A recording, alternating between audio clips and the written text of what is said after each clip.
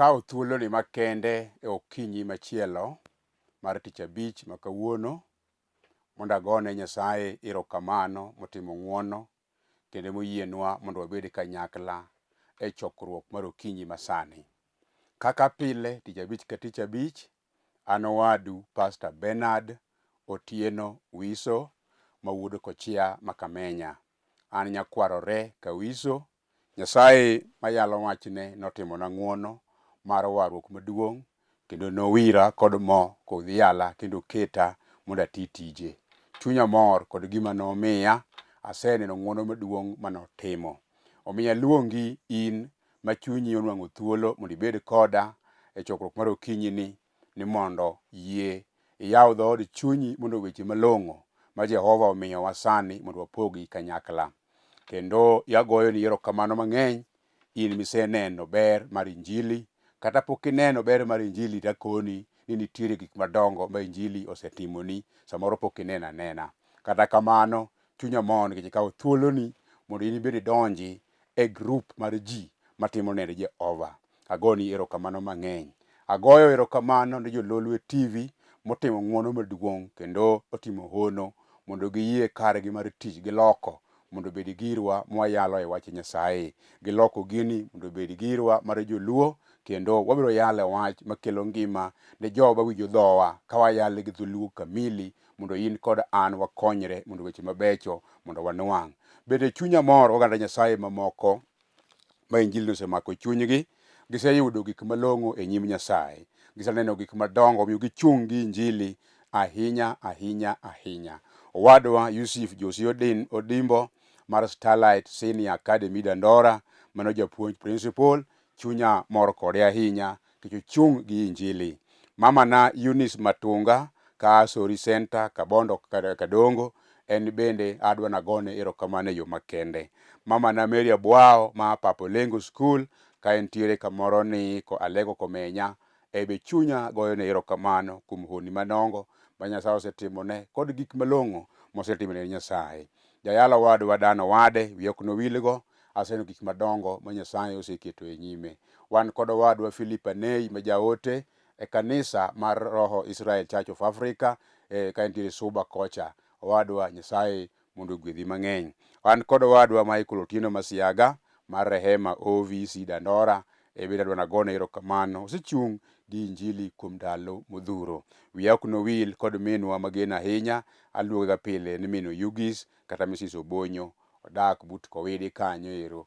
Mama na walame Nyasaye obed gima tek machal nade, Nyasaye biro timo hono. Wiya ok nowil bende gi nyathiwa miluongo ni Lilian Mokriek ma e piny USA. Nyasaye mondo ume kama entie, osechung' gi Injili kuom kinde marabora. Chunya mor gi famili mara mabe osechung' koda e wachni kojiwa kendo ng'ado rikni madongo kotimona gik malong'o mondo Injili odongi. Jaoda Mary Atieno gi nyithinda duto, chunya mor kodgi ahinya. Nyasaye mondo ogwedhgi. Adwa ni mondo awachi ni in bende chunya mor kodi kuom kawo thuoloni mondo wawinjre e weche moko gokinyi. Kendo adwa ni mondo agoni erokamano malach mondo ibolri e nyim wachni kendo ihori e nyim wachni, iduokri chien e nyim wachni, iwinjie wachni, ikawie wachni mondo ibedi dhood chunyi. Ne jo Lolwe duto te, wiya ok wil wagone gi erokamano kamoting'o nik kod timo mare. Nyasaye mondo ogwedhgi mang'eny, Nyasaye mondo otelnegi e yore duto. Akwayo ni kiyie nikech isebolori e wachni malong'o, kitiyo gimoro midwaro e nyim Jehova, to go chongi piny mondo walam Nyasaye. Agoyo ni erokamano Jehova manyalo gik moko duto. Osana Ruoth mar ruodhi, Nyasaye mar nyiseche, jaduong' mar ndalo, wagoni erokamano malach. Aseneno kod wang'a gik madongo misetimo, asesomo e kitabu gik malich gi chenro madongo miketo bidwaro ni mondo itim.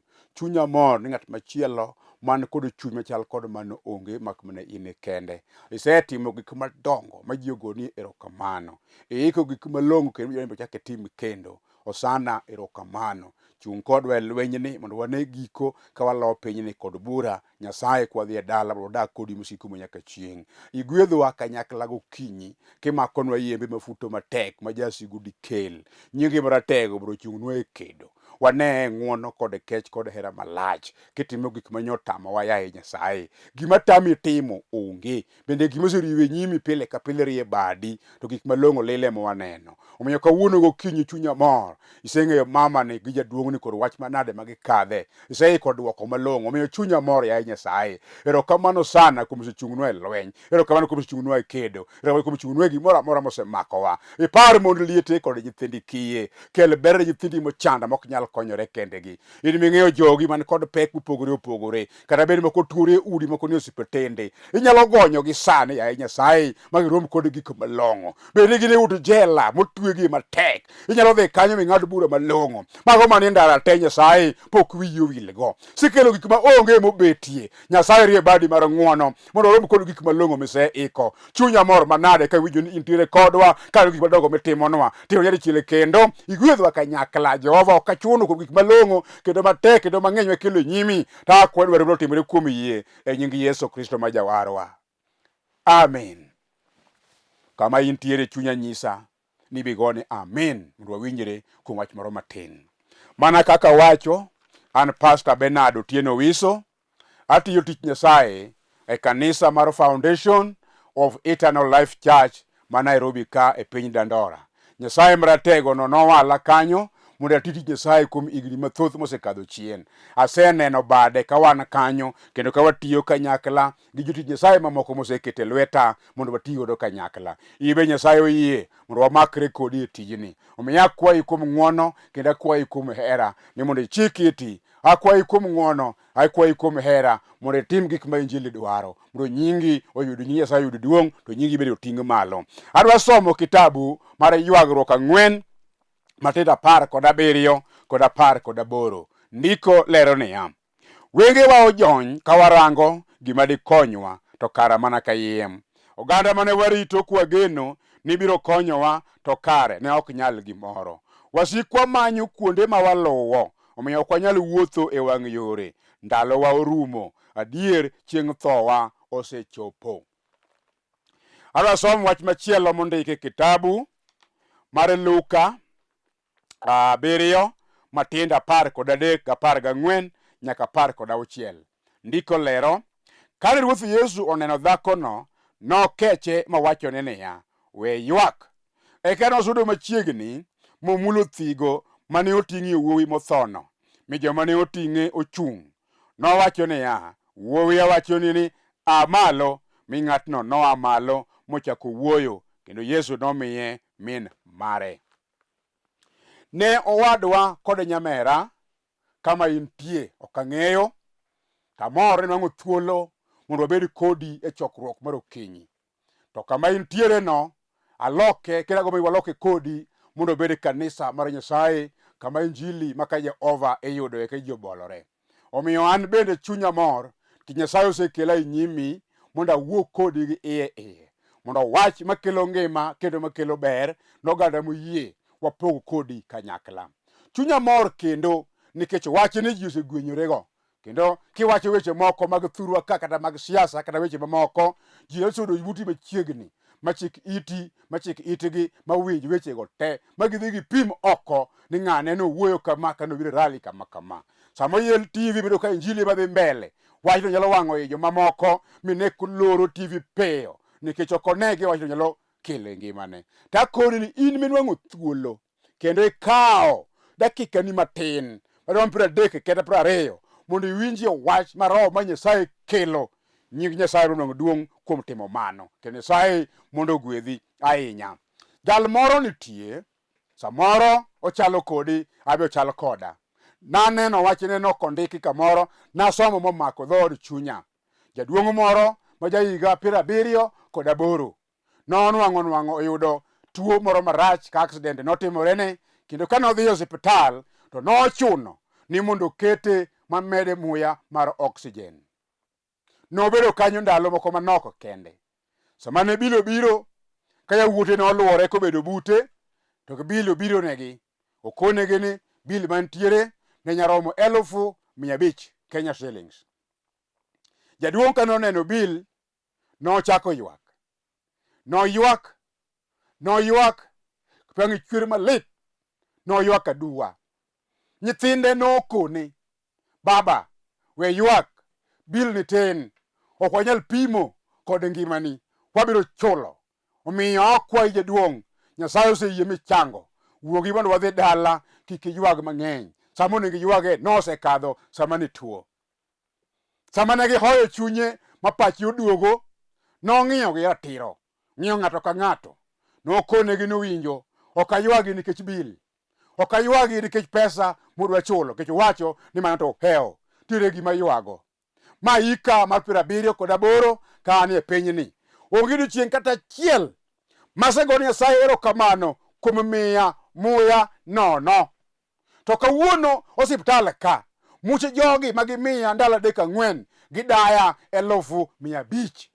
Apenjo nyithinda, do wan kod gowi mar Nyasaye? Ka waywak ni Jehova omiyowa gik mang'eny, otimonwa oni kod ranyisi, omiyowa muche nono, omiyowa ngima, onge gima wachulo, ka pi wang'a nyalo chwer ni wasekwalo Jehova. Nyithinda, akwayo un bende, miya nyiewru gimoro utimne Jehova.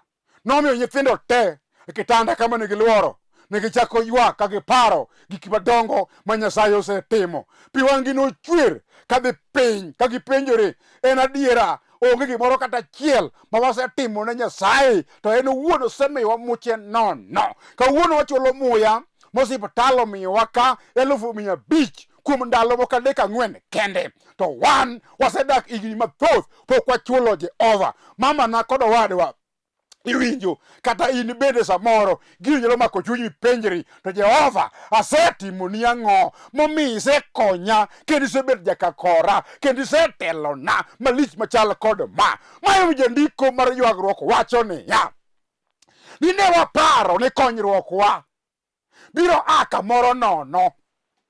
Nitie joma ne wageno noting'o konyruokwa.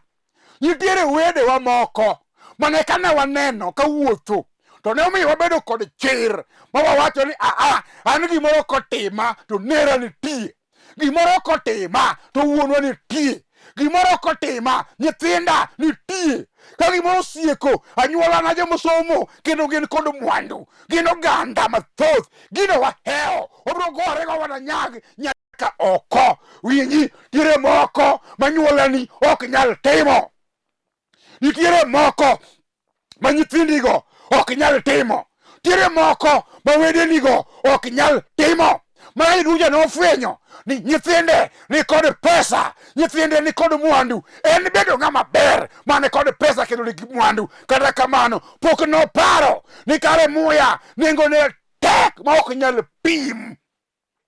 Pi wang'e chwer, kawuono idonge pi wang'i nyalo chwer kipenjori ni to wasikwa malawa kakiagi, wasikwa mochung' e nyimwa miluongo ni jochiende maricho ma Nyasaye osegeng'onwa kuom ndalo marabora, en ang'o ma wasetimo ne Jehova? Adwa ni mondo awuo kuom wach mawacho niya, Jehova no kende ema jakony, onge jakony machielo mak mana Jehova. Jalno ndiko niya, ne waketo pachwa ni kony marwa ne nyalo wa koni kod kocha, kata kamano kare ne onge. Joma ne wageno nogowa piny, joma ne waparo ne wadong' nono, joma ne waneno kaka ji mane nyalo konyowa nomiyowa anono kod badwa. Omiyo wacho ka niya, jok mane waketo genowa kuomgi kare ne mana nono ka wan, onge ber, onge kony, onge gima long'o mane wayudo kuomgi. Wasikwago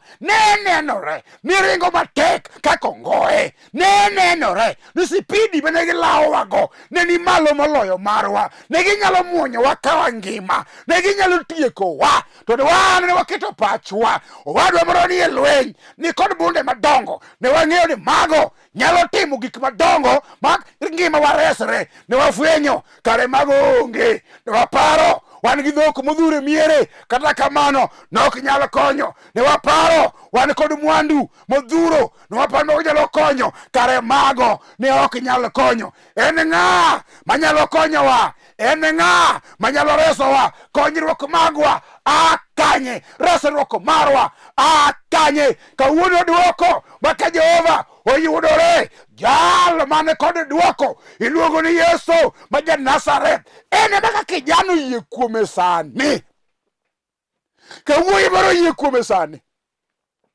ka nyako moro yie kuome sani, mama moro piny osejwang'o koyie kuome sani, jaduong' moro ma dhoge omoko kaka ochak osetamore ento koyie kuom Yesu mwayalo wachne sani.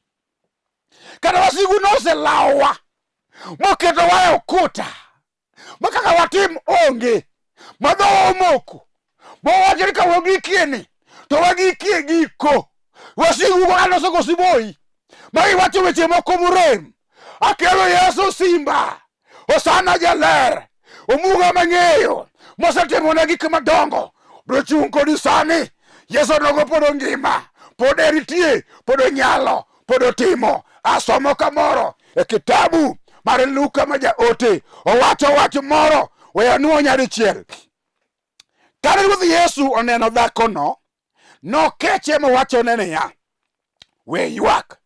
Nosudo machiegni momulo thigo mane oting'o wuowi mothono, mi joma ne oting'e ochung'. Nowacho niya, wuowi awachoni niya, aa malo. Mi ng'atno noa malo mochako wuoyo, kendo Yesu nomiye min mare. Weche ariyo gidwa chalre. Mama ni nodak gi jaode gi nyathine ni. Ndalo moro life ne ber dala gi kanyo. To thuolo kaka piny dhi, jaduong' ne Nyasaye okawo nodhi ma jaduong' otho. Nodong' kanyo ka en kod nyathine ma wuowi.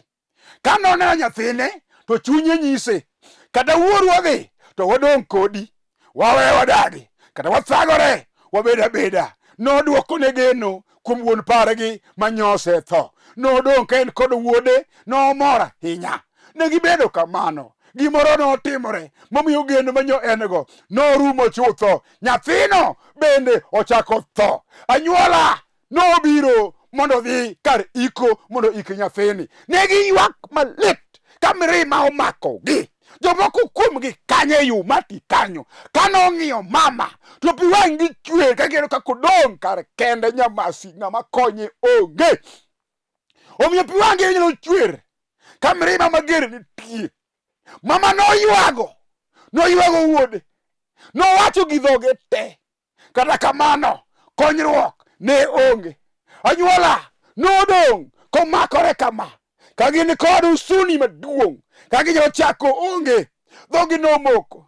Mama ni nyalo geno wuowi, onge koro ng'at mogeno kuome. Piny nochame kaka ochaki onge. Gima nonyalo wacho ne onge. Notemo gi yore duto, mirima none komake, onge gima nonyalo timo. To wawi maber, yawa happy ber manade. Mama na owadwa happy ber machal nade. Hawi maber ni wang'a yo magiluwo no Yesu bendo luwe. Negi nwang'ore kor yo.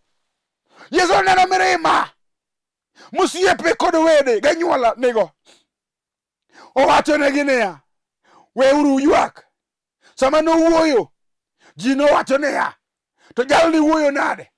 Ere kowacho ni ok wawe ywak, to wan gi mirima, wawito nyathiwa manyo wageno kendo hero. Kata kamano Yesu konegi niya, weuru ywak. Asekelo konyruok. Omako wuowi, okoni amalo. Kawuono abiro mondo awachni niya, kamiyude konyruok ok en kuonde miparogo. Konyruok iyudo kuom Yesu simba. Konyruok iyudo kuom Yesu muga. Konyruok iyudo kuom Jehova maka Nyasaye. En kod teko, en kod nyalo. Ok ang'eyo gimikadhe sani, to wach achiel ema ng'eyo, ni ng'ata ng'ata mobiro ir Yesu simba ok anono. Konyruok iyudo kure? Kuom Yesu. Ngima iyudo kanye? Kuom Yesu. Ber iyudo kanye? Kuom Yesu. Ot idwaro yudo kanye? Kuom Yesu. Sikul idwaro yudo kanye? Kuom Yesu. To ngima to? Kuom Yesu. Biashara? Kuom Yesu. Dak maber? Kuom Yesu. Ere kama dwa dhiye mondo wanwang'ie konyruok? Kuom Yesu ratego. osana ni kod duoko en ben kod gik ma wadwaro. Iwinjo mamana, arwaki mondo ibi e chokruok maduong' maka Jehova mondo wanwang' gik malong'o e nyim Jehova. Jaduong' akia gima chandi sani, gimoro achiel ema ng'eyo ni ng'ama obiro ir Yesu ok anono.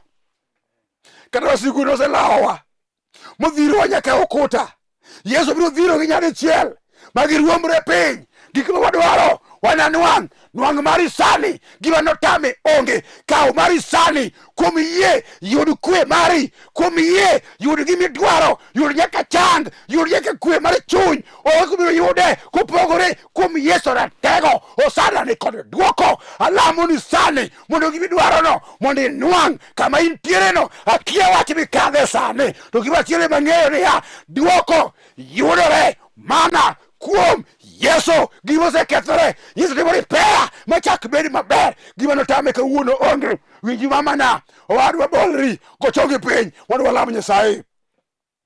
Wuonwa kendo Nyasachwa, iwuoyo kodwa kod chir maduong'. Onge kamoro ma wageno ma konyruokwa nitie ka ok in mimiyowa.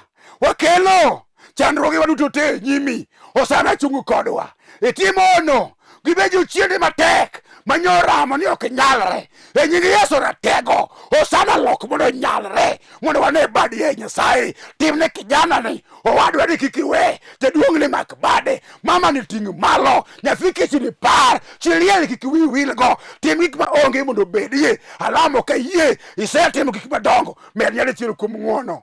E nying Yesu Majawar, amen.